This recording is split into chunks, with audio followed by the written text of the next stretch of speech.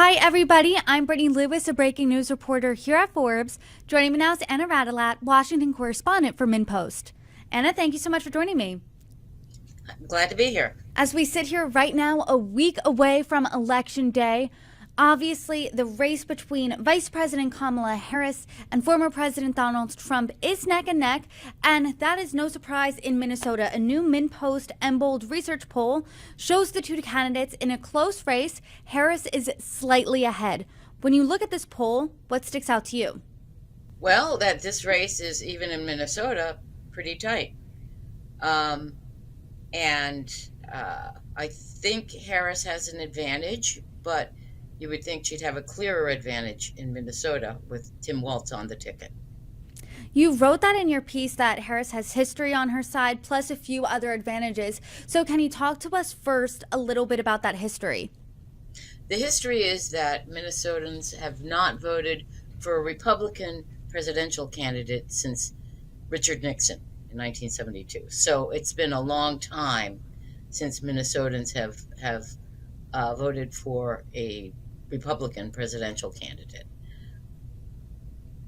And so when it comes to those other advantages, where does she have the edge over Trump in Minnesota? Well, she has less of an unfavorable rating. Trump had 11% unfavorable in Minnesota. She had only 5%. And then of all the people at the top of the ticket, both Republican and Democrat, Walz is the only one with a favorable rating. It's not huge. Last month's poll showed it was 3% favorable. This month's poll showed it was 2% favorable, but still it's a favorable rating where everybody else is underwater. So, I think that shows that there is some home state pride. And also I think he's got good favorable ratings across the nation. So that's to her advantage. So he's helping the ticket a little bit in Minnesota, but let's look at Senator J.D. Vance. He was really introduced to the nation earlier this month on a debate stage with Governor Walz. Did that help his favorability at all in the state? Is that helping the Trump ticket? It helped his favorability in the state and across the nation. J.D. Vance's unfavorable ratings were really low. He basically could only go up, and the debate helped him. But he still has high unfavorable ratings. There's another thing happening with J.D. Vance in Minnesota. When we first took a similar poll in September, about 6 weeks before the latest poll, a lot of Republicans didn't know him. So, the civility of the debate, and also the fact that he was able to, introduce himself to the nation and to Minnesotans, I think helped J.D. Vance. We're seeing such a tight race in Minnesota. It's only at 3 points between Trump and Harris right now. It's tightened from 4 points a month ago. Why are we seeing such little movement, do you think, in Minnesota? People are locked in. People, have decided who they're voting for. There are very few undecided voters left. Now, there was a slight increase in the number of Minnesotans who said they would vote for another candidate. So that went up slightly, I think, from 4% or 3% to 5% in the latest poll. So, but it's all within the margin of error. The poll has a 2.4% margin of error, and so these numbers are they're really close. It's hard to say. I mean, Harris could have in actuality, a much larger lead if you add the 2.5% variable, or she could be neck and neck with Trump in Minnesota. It's impossible to say. When you're looking at independents in Minnesota, according to this poll, you're seeing some favor one candidate over another. Can you talk about why you think more independents are choosing Trump over Harris?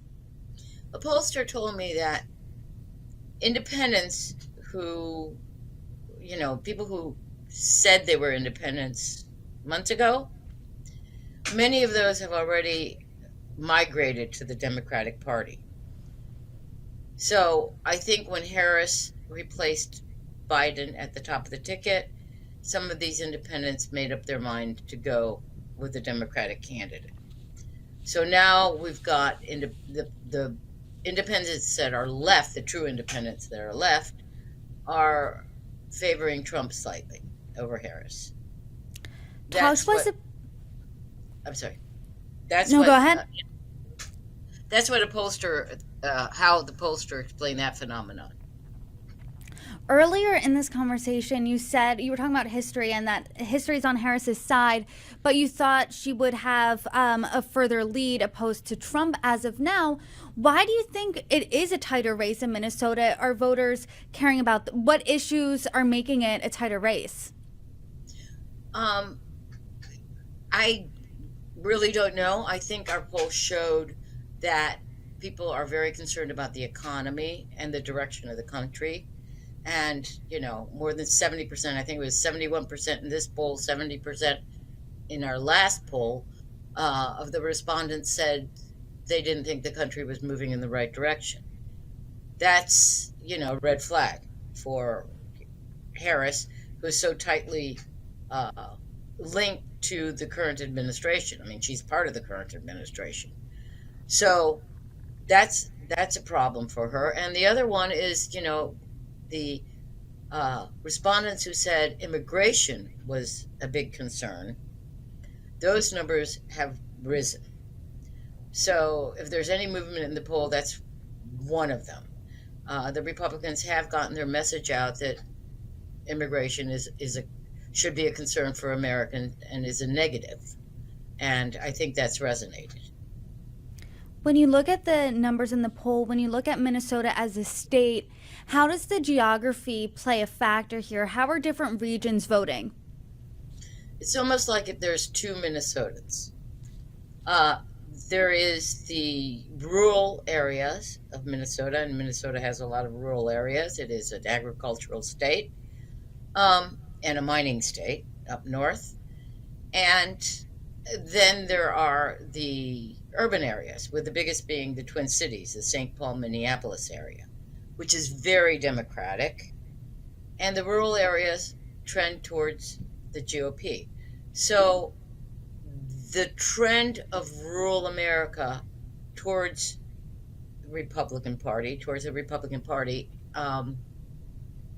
the trend of rural America towards the Republican Party, especially after Trump was elected in 2016, has played out in Minnesota as it has in the rest of the nation.